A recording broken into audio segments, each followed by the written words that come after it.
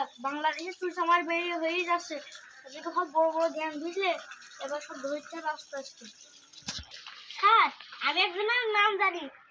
ওই পাড়ায় একটা একটা এই তৌফিক আছে, এটা ও নাকি খুব চিন্তাই করে। ও অনেক বড় গ্যাং, ওর অনেক বড় একটা গ্যাং আছে। ও দুতলা বাড়ি করে ফেলেছে ওই চুরি করে।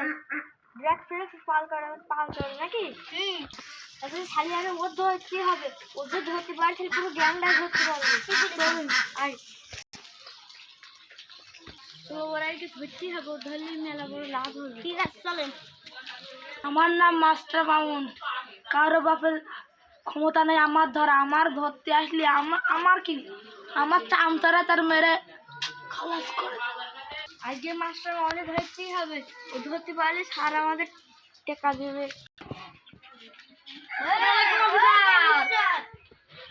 মাস্টার মনে, তুই নাকি খুব বড় একটা গ্যাংস্টার, তোর না কোনো পুলিশ নাকি ধরতে পারে না। আমি সিআইডি অফিসার, শৈলে এই সাইডে ধরতি একদম জেলখানায় গিয়ে এমন পাদাবো না, জীবনের মতো চুরি করা শেষ করে দিস। ওই মাস্টার গ্যাং, তোরা গে জেলের ভাত খেয়ে দেবো সব। আজ জীবনের মতো জেলের ভাত খেয়ে নেবো সব। সিআইডি আমনকারী পুলিশ, আমার ভুল হয়ে গেছে, আমি নির্দোষী, আমার ক্ষমা করে দেন। জীবনে তুই অনেক অনেক পারছিস, তুই অসহায় মানুষের তুই কি করেছিস। আগে তোর জেলের ভাত খাইয়ে দেবো, আর তোর ক্ষমা করে কিটা? তোর কোনো ক্ষমা নেই, আজ চ জেলে, তোর জীবনের ভাত খেয়ে দেবো সব।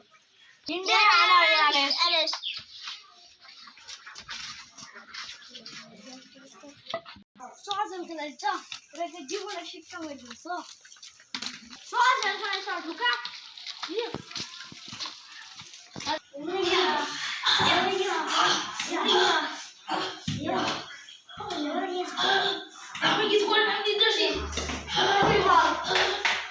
আমি নির্দোষী, আমাকে ছেড়ে দাও, আমি কিছু করিনি।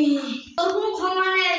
আজকে তুই যে বাপ করেছিস, যে মানুষ মেরেছিস, এবার আমি তো ছাড়তেছি না। আর তোর ওই গ্যাংস্টার কোনে যা, তোর এখনো গ্যাংস্টার আছে তোর কাছে, এখনো লোক কাজ করে, ওই কোন সাইডে আছে বল, না তোর ঠেই জমি ফেলবো।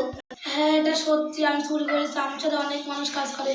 কিন্তু গতকাল আমরা একটা জাহাজে একটা মাল পার করতে গেলাম, জাহাজে ওরা সবাই পুলিশে গ্রেপ্তার হইল, আর আমি পানিতে ঝাঁপ দিলাম, আমার পুলিশে ধরতে পারিনি। সেই থেকে আমি এই মাদক পার করি। আমার কাছে একটা লোকও কাজ করেনি, সব পুলিশের হাতে। হ্যাঁ এটা সত্যি, আমার পুলিশ স্টেশনে অনেক আমার নাম মামলা আছে। ও আমার পেট চালানোর জন্যে আমি অনেক মাদক ও অনেক মানুষকে খুন করেছি, অনেক বাড়ি ডাকাতি করে আমার ওই জেলখানার কেস দেওয়া করেছি। আমাকে বাধ্য করবেন। ও আমাকে ক্ষমা করে দেন। আমি ওই জন্য অনেক মামলা করলাম, যে ওই টাকাগুলো শোধ করেছি। মানছি যদি ক্ষতি পেয়েছি, ক্ষতিপূরণ কিনা দেবে? আর তুই যা ইয়ে করছিস মানছি, এর জন্যই তোর আমি 10 বছরের জেল দিলাম, সেইখানে পশ্চিমবঙ্গের প্রতিদিন শুকনো পোষা ছুটি করবে। তোর কোনো ক্ষমা নেই, আর তুই মানছিস যে কষ্ট আর আমি ইয়ে করেছিস, এই জন্য তোর আর কোনো ক্ষমা নেই, এই সারা জীবনে জেলে পড়ছে মরবি না। ভালো কথা, তোর মা বাপ বাচ্চা আছে? আমার মা মরে গিয়েছে, শুধু বাপ বেঁচে আছে। তোর আব্বার অ্যাড্রেসটা দে, আমি তোর আব্বার সাথে কথা বলতে যাবো। ঠিক আছে দিচ্ছি, তোমার ফোনটা বের করো। আজকে তোর কোনো হবে না, তোর রেগে সেই ইচ্ছা আছে তোর বাপের সাথে দেখা করার, তুই দেখা করে নিবি। আর আমরা আজকে আমি সিদ্ধান্ত করেছি, তোর 1 সপ্তাহের মধ্যে ফাঁসি হবে। না না, আমি মরতে চাই না। তুই এদিকে যে মানুষের ক্ষমা হবে, সে কষ্ট দিয়েছিস, কষ্ট দিয়ে মেরেছিস, এবার তোর এই ভোগ করার দরকার আছে। এবার তুই যেন মানুষের কষ্ট দিয়েছিস, কষ্ট দিতে বলছি, আর কি আস্তে আস্তে